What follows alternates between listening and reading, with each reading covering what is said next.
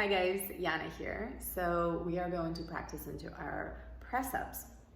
Now there's so many different little things that go into making it possible, right? Our body's like a big machine. So all of the little mechanisms that we work on through our jumps throughs and jump forwards, all of these little things, they play such a big role in creating a bigger picture, such as your press up, your handstand, whatever it is that you're working on.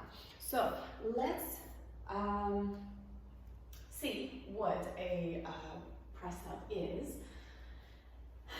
And if you watch the previous videos with your jump forwards, a lot of that is here, your core, your rounded back, and then pressing the floor away from you. So there's this relationship that you want to create with your hands and the floor. And the relationship is that you pushing the floor away from you. So you're not just leaning into it, because at first it's always really scary when we get into our first handstand, when we go into our crow, when we go into anything that is balancing on your hands, because it's not natural for our wrists to have so much weight on it and to be at such an extreme angle. So be patient with yourself and know that the little efforts that you're doing, even when they feel like you're not getting anywhere, you are, I promise you. It just takes time. So you want to really engage your legs when you move, engage your core, push the floor away. Your gaze is very important where your eyes look. So you want to look slightly in front so you're not rolling over. And as you start to lean forward, your shoulders will come forward a lot, right? So there's this really big angle on your wrist. And then from here, your hips are going to lift up. So notice that little kind of torque in your hips, right? There's a moment where it's heavy, heavy, heavy, heavy for your legs to lift up, and then your hips kind of do this little tuck back, and then you're able to kind of lock in, pause, and then go up higher.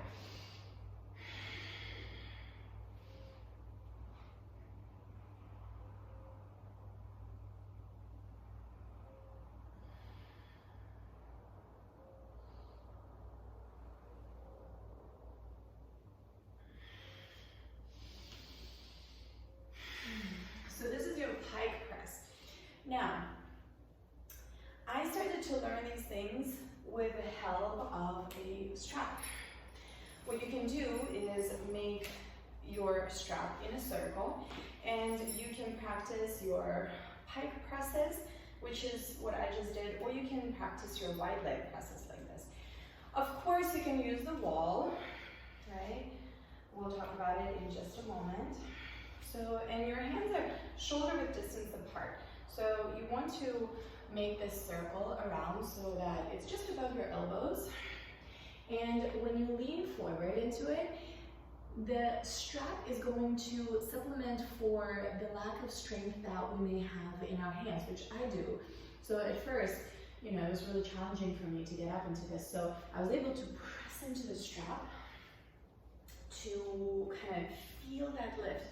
Now you want to start to get off the strap, just like if you're practicing next to the wall, eventually you want to lose the wall so that you're starting to really kind of tap into the strength of your body. But here, it's much easier to get up than without the strap, because you can kind of press your arms into it, and that makes you become really aware of your core. Now, the thing about this strap is that you are not building strength in your arms.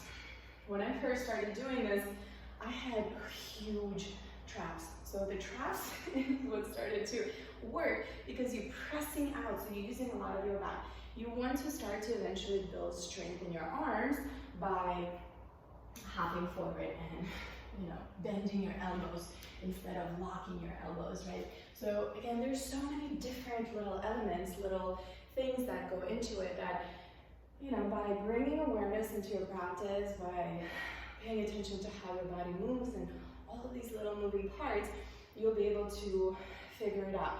Now, if you're stuck and if you're not sure, you can always message me, DM me, and we'll figure something out and I'll help you out. So that's your press up forward. Now, thing is, if you have easy hip flexibility here and strength, right, puppy presses are a good way to begin to do this. So in a puppy press, you would press down. One knee will go up towards your armpit. So that way you're using only one leg and it's not as heavy as bringing two legs up, right?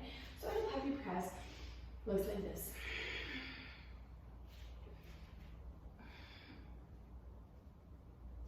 And you go up.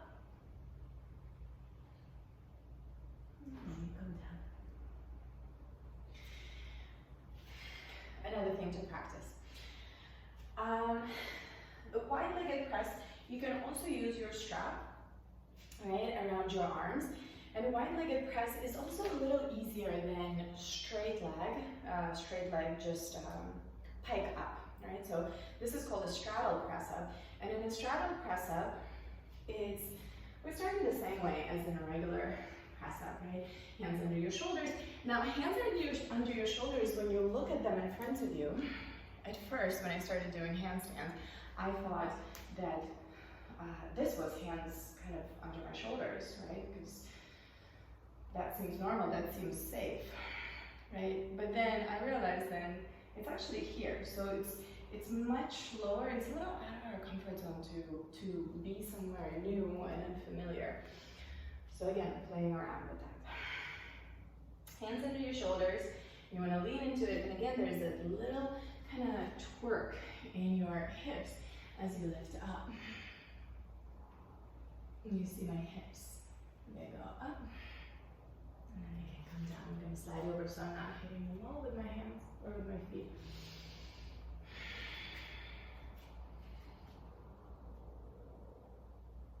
You really want to extend out through your toes, out through your feet. And then once you get to the middle, you can pretty much stay there for a moment.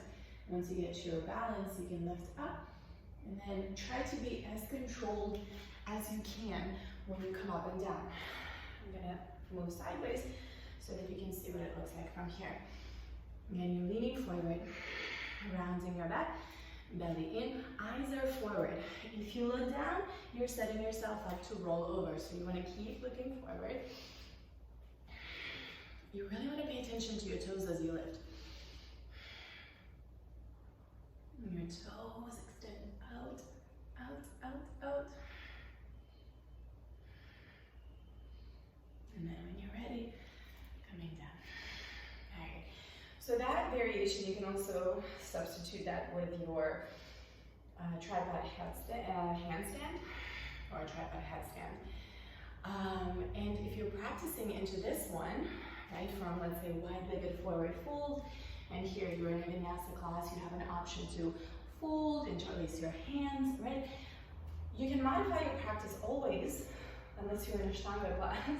You can modify your classes in the way that it works for you. So a lot of times when I'm taking a class, I kind of go in the back, and for the most part, I will modify and intensify my practice within the format of the class. So when we go into here, instead of your tripod headstand, you can start to practice in these. And if you don't have the full lift yet, you can just simply lean into your hands and take a couple of these hops. Like this. Look forward, round your back. So it's the same ones that I've done a video before, the tutorial, where you are training into your hop forwards and jump throughs by hopping up. So eventually, after a few tries, you start to get into your balance and you gently hop your feet through. So, these are my kind of favorite ways of training to get into that. Now, of course, you can use the wall, and if you're using the wall, you would just basically stand next to it. The wall would be right here, and you would push your head up into the wall so that you can use that as a resistance when you go up. You can use it to push yourself in, to feel your hips lift up. You can also have the strap around your arms when you do that. So, I said I'm out of breath. If you guys have any questions, please ask me. As you are doing your tries, please tag me and let me see your progress. Let me see how you're doing. If you have any concerns, anything, let me know. And I'd love to see how this is going for you. And until next time.